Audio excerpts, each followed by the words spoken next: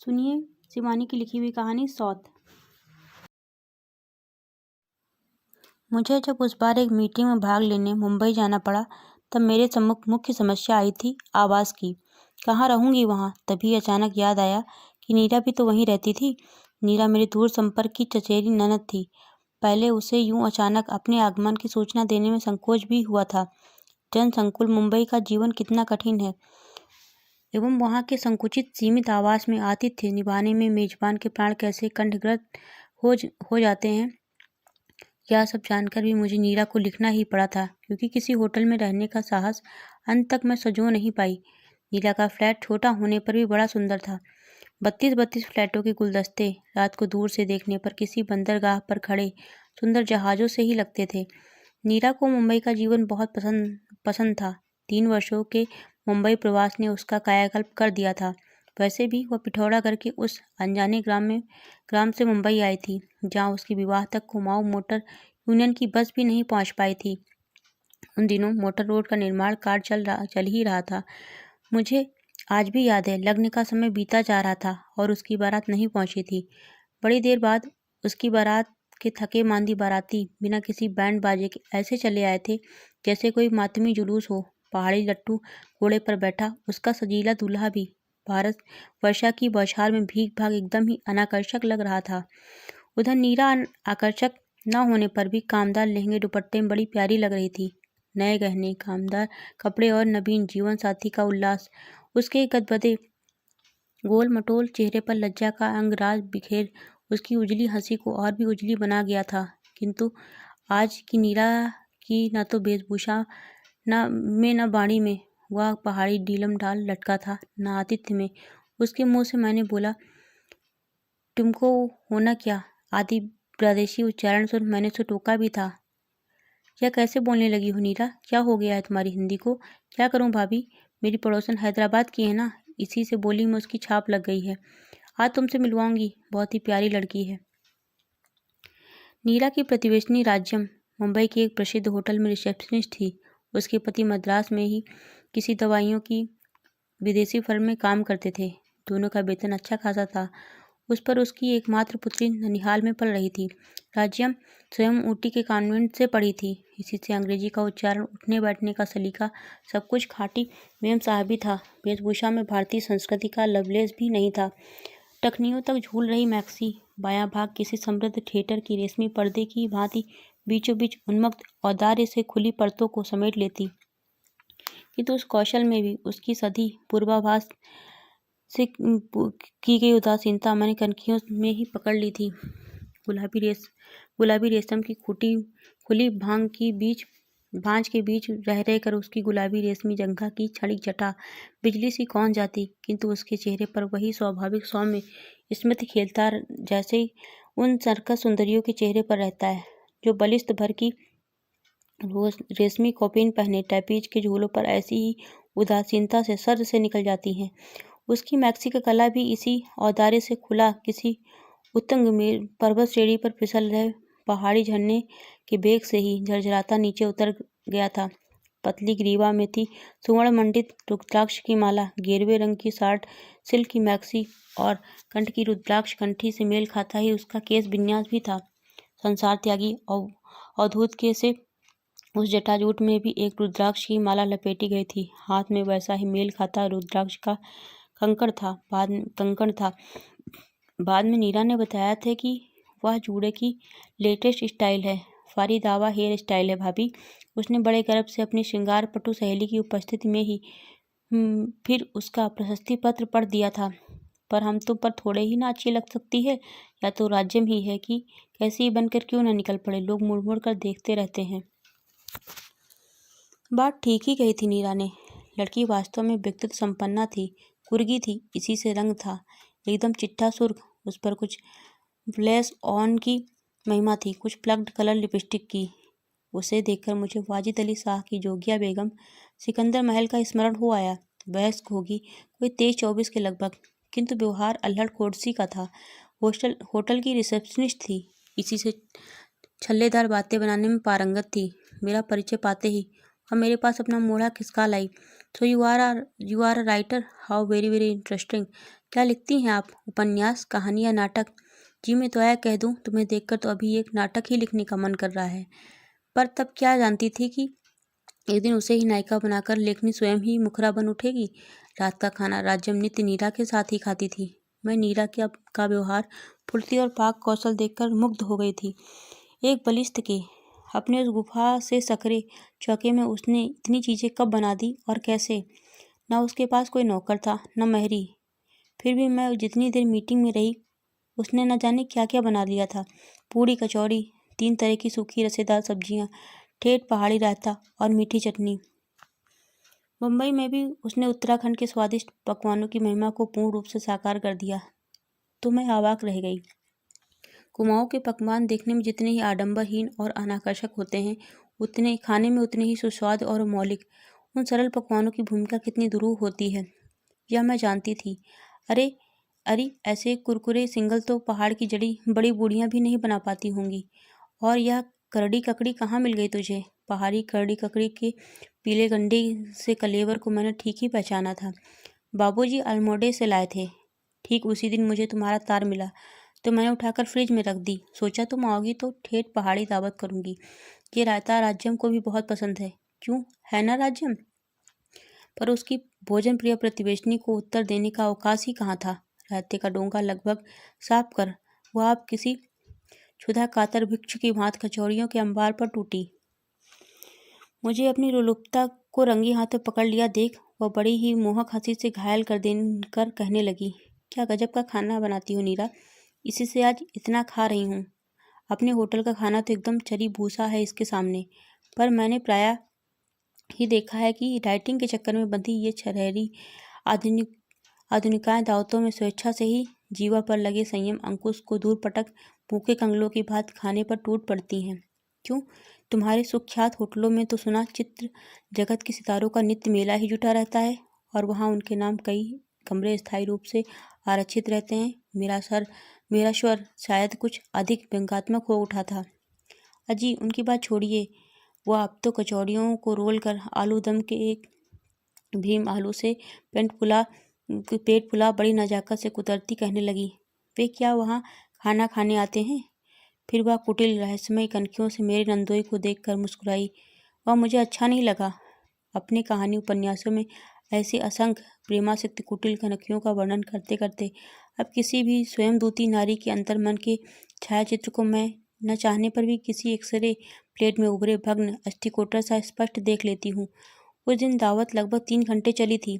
इसी बीच उस चपला सुंदरी प्रतिवेशनी की उपस्थिति ने मुझे अपनी सरल ननद के आदृष्ट के प्रति आशंकित ही किया था। खाने के बाद अचानक याद आया कि मीठी खीर के पश्चात वह अत्यंत अनिवार्य भारतीय मुख शुद्धि का प्रबंध करना भूल गई थी। हाय राम, मैं तो भूल ही गई थी कि आप पान खाती हैं। वैसे तो चौपाटी दूर नहीं है पर।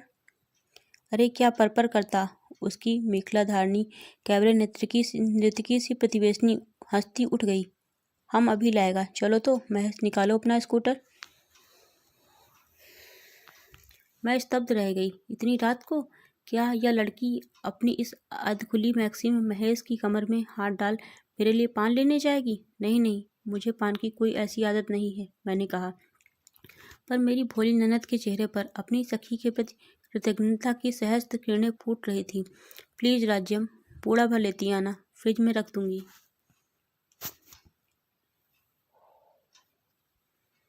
और फिर मेरी भयत्रस्त आंखों के सामने वह अपनी सखी के सहचर की कमर में हाथ डाले हवा सी निकल गई। बड़ी देर बाद दोनों पान लेकर लौटे तो मैंने कठोर दृष्टि से महेश को घूरा। उसे मैं क्या आज से जानती थी? फटे कोट की बाँह से नाक पोंछता महेश प्रायः ही तो हमारे यहाँ कभी पिता के लिए शिव पुराण मांगने आता तो कभी विष्णु पुराण। उसके पिता गोविंद बल्लभ पांडे हमारे कुल पुरोहित थे और मेरा ही नहीं, मेरे सब भाई बहनों का कष्टी पूजन उन्होंने किया था। मैं देख रही थी कि महेश मेरी आंखों से आंखें नहीं मिला पा रहा है। जब नीरा की प्रतिवेशनी विदा हुई तब वह मेरा बिस्तर लगाने मेरे कमरे में आई। भाभी, कैसी लगी मेरी सहेली? है ना गजब की लड़की। इसकी होटल में कोई भी वीआईपी अतिथि आए, इसकी ड्यूटी ना हो तब भी इसे ही बुलाया जाता है। मैं समझ सकती हूँ तुम्हारी सखी के व्यक्तित्व की सृष्टि ही विधाता ने पुरुषों की आतिथ्य निभाने के लिए की है, मैंने कहा।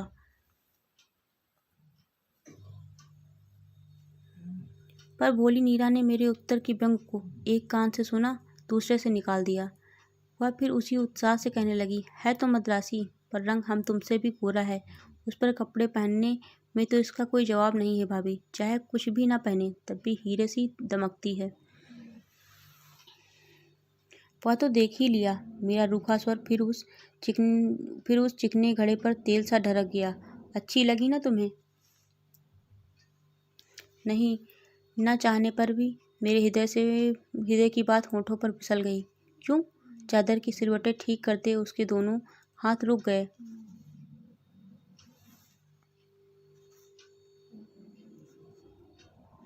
इसलिए कि मुझे स्कूल कॉलेज न जाने वाले लड़के और ससुराल न जाने वाली लड़कियां जरा भी अच्छी नहीं लगती, मैंने हंसकर कहा। तो क्या हो गया? उसके पति तो यहाँ आते रहते हैं, फिर बेचारी करे भी क्या? सास बेहद तेज है। मैं 3 दिन तक नीला की अतिथि बनी रही, और उन दिनों की संक्षिप्त अवधि में ही उसकी उस चतुरा प्रतिवेशनी का व्यवहार मुझे क्षुब्ध कर गया। नित्य प्रायः वह महेश के ऑफिस जाने तक नीला की यहाँ ही डटी रहती, और मैं अपने कमरे से ही देखती वह महेश के कमरे में बैठी खिलखिला रही है, और मेरी मूर्खा ननद चौके में भाड़ झोंक रही है। चाय नाश्ता वहीं से लेकर वह होटल जाती और 5 बजे लौटती। फिर अपना ताला खोलने से पहले वह नीरा की ही घंटी बजाती। रात को भी उसका खाना नीरा के यहाँ ही रहता। बड़ी रात तक ताश चलता। गिलासों की खनक से ही मैं जान जाती कि ताशों के जोर जोर से पटके जाने और असंस्कारी कहकहों के पीछे किसी गहरे जलपान का बहुत बहुत बड़ा योगदान है। स्कूटर की घर घर सुन मैंने खिड़की से झांका था। महाराज पृथ्वीराज की मुद्रा में महेश पीठ पीछे लिपटी संयुक्ता को लेकर शायद मेरे लिए ही पान लेने जा रहा था। जी मैं आया उसी क्षण अपनी उस संसारिक बुद्धिहीना ननद को कमरे में बुलाकर झापड़ कस दूं। पर 3 दिन के लिए जिस स्नेही ननद के गृह में अतिथि बनकर आई थी, उसके निर्मल चित्त में संदेह का व्यर्थ बीजारोपण कर मुझे मिलता भी क्या? हो सकता था वह संदेह मेरी आवश्यकता से अधिक संस्कारग्रस्त देहाती चित्त की कल्पना मात्र हो। क्या पता आधुनिक पतिव्रता की मान्यताएं अब हमारी मान्यताओं से भिन्न हो। वह पति की ऐसी स्वतंत्रता स्वेच्छा से ही दे देती हो। फिर भी चलते चलते मैंने उसे सावधान कर ही दिया था। देखो नीरा, तुम बहुत भोली हो। फ्लैट का जीवन निश्चय ही कुछ अंशों में मनुष्य के जीवन को अनुभव से समृद्ध करता है, किंतु इसके लिए तुम फ्लैटवासियों को अपनी एक बहुमूल्य धरोहर खोनी भी पड़ती है। वह है तुम लोगों की प्राइवेसी। किसी भी परिवार के सुख के लिए इस प्राइवेसी का अक्षुण्ण रहना अनिवार्य होता है। यहाँ तो तुम्हारी एक छींक, खांसी या डकार तक पर तुम्हारा अधिकार नहीं रहता। उसी क्षण वह दूसरे परिवार की छींक खांसी बन जाती है। तुम्हारी सखी से तुम्हारी ऐसी मैत्री देखकर बड़ा आनंद आया, किंतु एक अंग्रेजी की कहावत सुनी है, अंतरंगिता घृणा की जननी होती है। इसे मत भूलना नीरा।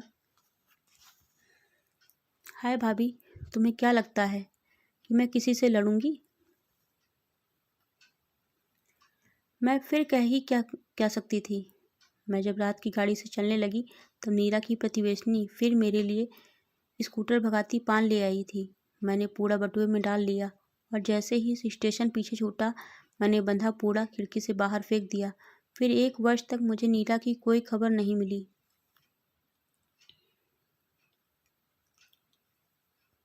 पिछली बार एक शादी में पहाड़ गई तब उसकी माँ मिल गई। कभी उसकी गाय घोड़ी बनना के बिना कोई भी विवाह उत्सव संपन्न नहीं होता था। उस दिन एक निर्जन कोने में ऐसी बैठी थी कि पहले मैं उन्हें देख भी नहीं पाई। नन्हे से घूंघट की यवनिका में उनका उतरा कुमलाया चेहरा देख मैं स्तब्ध रह गई। क्या हो गया था मेरी इस आनंदी सास को? अभी 2 वर्ष पूर्व नीला के भाई की शादी में उन्होंने मेरे ससुर के सूट बूट में लैस हो कभी गोरे साहब और कभी पहाड़ की सरल ब्राह्मणी का अपूर्व अभिनय कर हमें हंसा हंसा कर मार दिया था। किसी अनुभवी वयोलिस्ट की गुड़िया की भांति हुआ कभी मोटी मर्दानी आवाज़ में गोरे साहब का प्रणय निवेदन करती, फिर तत्काल कंठ से पैतरा बदल जनानी कांपती आवाज़ में थरथरा कर गाती, हाथ जोड़ूं गोरा जी, मैं तो बीबी बामड़ी। मैंने उन्हें देखते ही हंसकर ढोलक उनकी ओर लुढ़का दी। लो चाची, ये क्या मुंह लटकाए बैठी हो जाए एक गलकती सी घोड़ी। दुर्बल हाथों से ढोलक को मेरी ही ओर वापस ढलान में लुढ़का उन्होंने अपनी डबडबाई आंखें फेर ली। मेरी देवरानी ने मुझे चिकोटी काटी। क्या कर रही हो दीदी? आज पहली बार तो औरतों में आकर बैठी हैं, नहीं तो अम्मा जी ने तो पलंग ही पकड़ ली थी। क्यों? मैंने फुसफुसाकर पूछा।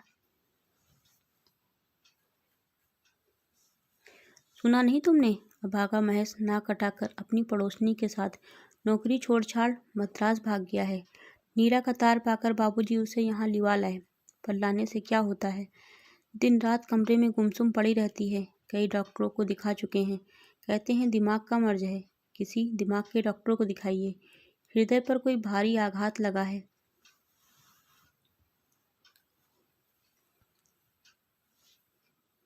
इससे बड़ा आघात किसी भी नारी को और लग भी क्या सकता था। मैं उस आनंद उत्सव के बीच सिर लटकाए बैठी चाची के उस वेदना विदो चेहरे की ओर दूसरी बार आंखें उठाकर नहीं देख पाई। चलने लगी तो देवरानी चांदी की तस्तरी में पान ले आई। लो भाभी, मैं तो भूल ही गई थी कि तुम पान खाती हो। ठीक 1 वर्ष पहले ये शब्द नीरा ने भी कहे थे। नहीं, मैं पान नहीं खाती, कह मैंने तस्तरी खिसका दी और उठ गई। वैसे तो नीरा की सौत मेरे लिए पान लेने ना जाती तब भी होनी होकर ही रहती। पर मुझे बार बार यही लगता है कि वह पृथ्वीराज संयुक्ता की जोड़ी यदि आधी आधी रात को मेरे लिए पान लेने ना जाती तो शायद नीरा का उतना बड़ा सर्वनाश भी नहीं होता। धन्यवाद। आपको यह कहानी कैसी लगी कृपया कमेंट बॉक्स में बताएं। चैनल को सब्सक्राइब करें। धन्यवाद।